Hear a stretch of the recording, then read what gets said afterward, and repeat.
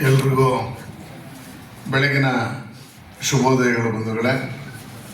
ಸ್ವಾಭಿಮಾನಿ ವಿ ಶ್ರೀನಿವಾಸ್ ಪ್ರಸಾದ್ ಅವರ 78ನೇ ಜನ್ಮದಿನಾಚರಣೆಯ ಈ ಕಾರ್ಯಕ್ರಮದಲ್ಲಿ ನಾವು ನೀವೆಲ್ಲರೂ ಭಾಗಿಯಾಗಿದ್ದೀವಿ.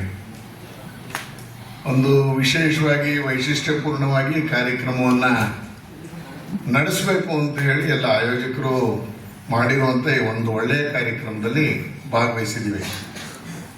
ಉದ್ಘಾಟನೆಯನ್ನು ಮಾಡಿ ಉದ್ಘಾಟನೆ ನುಡಿಗಳನ್ನು, ಅವರ ಮನದ ಮಾತುಗಳನ್ನು ಹೇಳಿದಂಥ ಹಿರಿಯ ರಾಜಕಾರಣಿಗಳಾದಂಥ ಶ್ರೀಯುತ ವೆಂಕಟೇಶ್ ಸರ್ ಅವರೇ, ವೇದಿಕೆ ಮೇಲೆ ಚಿತ್ರರಂಗ ಮತ್ತು ಕಿರುರಂಗಭೂಮಿಯ ಹೆಸರಾಂತ ಕಲಾವಿದರಾದಂಥ ಸೀತಾರಾಮ್ ಸರ್ ಅವರೇ, ನಾನು ಯಾವಾಗಲೂ ಹೇಳ್ತಾ ಇರ್ತೀನಿ, ಮೈಸೂರಿನ ಪತ್ರಕರ್ತರಲ್ಲಿ ಭೀಷ್ಮ ಪಿತಾಮಹರು ಅಂದರೆ ಅದು ವಂಶಿ ಪ್ರಸನ್ನ ಅವರು.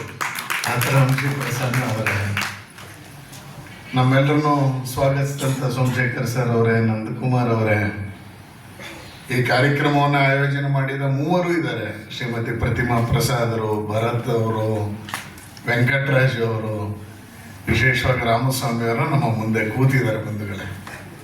ತಳವಾರ್ ಸರ್ ಇದ್ದಾರೆ ಇವತ್ತು ವೇದಿಕೆಯಲ್ಲಿ.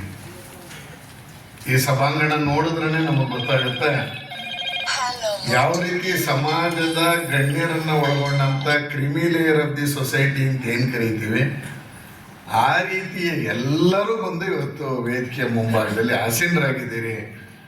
ತಮ್ಮೆಲ್ಲರಿಗೂ ನಾನು ಹೃದಯಪೂರ್ವಕವಾದಂಥ ನಮಸ್ಕಾರವನ್ನು, ಕೃತಜ್ಞತೆಯನ್ನು ಹೇಳ್ತೀನಿ.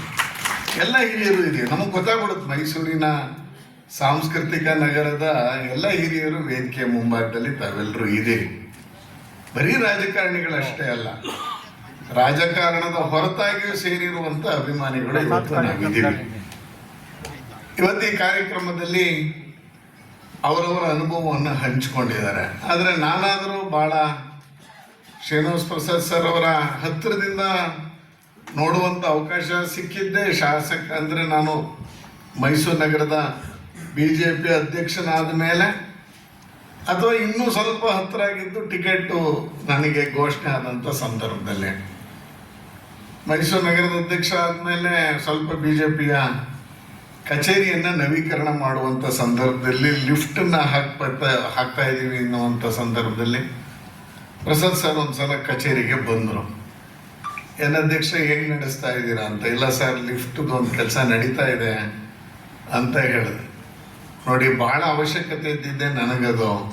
ನಾನು ಮೆಟ್ಲು ಹತ್ತಕ್ಕಾಗಲ್ಲ, ನೀವು ಲಿಫ್ಟ್ ಮಾಡ್ತಿರೋದು ಭಾಳ ಸಂತೋಷ.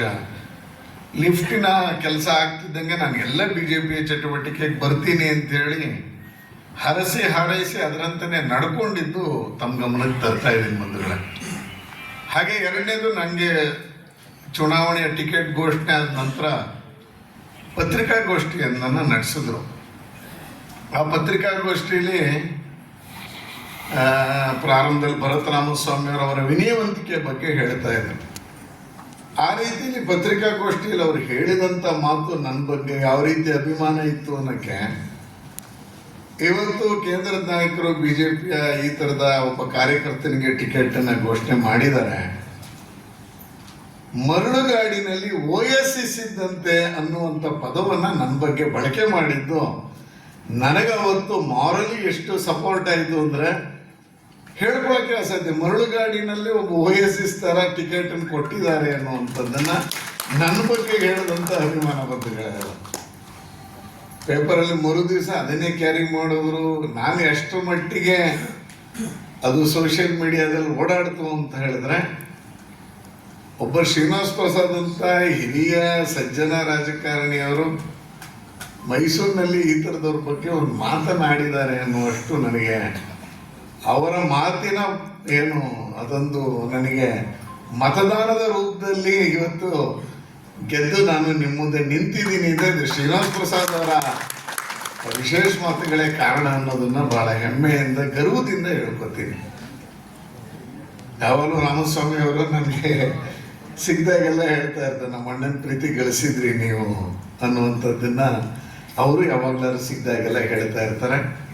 ನನಗೊಂದು ಅವಕಾಶ ಸಿಕ್ಕಿದೆ ಬಂಧುಗಳೇ, ಏನಂದರೆ ಶಾಸಕರ ನಿಧಿ ಅನ್ನುವಂಥದ್ದು ಏನು ಸರ್ಕಾರ ಕೊಡ್ತಾ ಇದೆ, ಆ ಶಾಸಕರ ನಿಧಿಯಲ್ಲಿ ಅವ್ರಿಗೇನು ಈಗ ಶೈಕ್ಷಣಿಕ ಸಂಬಂಧಿಸಿದಂಗೆ ಏನು ಮಾಡೋಕ್ಕೆ ಅಂತ ಹೊರಟಿದ್ದಾರೆ. ಅದಕ್ಕೆ ಶಾಸಕರ ನಿಧಿಯಿಂದ 10 ಲಕ್ಷ ರೂಪಾಯಿಯನ್ನು ಶ್ರೀನಿವಾಸ್ ಪ್ರಸಾದ್ ಅವರ ಪ್ರತಿಮಾ ಪ್ರಸಾದ್ ಅವರ ನೇತೃತ್ವದಲ್ಲಿ ಏನು ಮಾಡಕ್ಕೆ ಹೊರಟಿದ್ದಾರೆ ಅದಕ್ಕೆ ನಾನು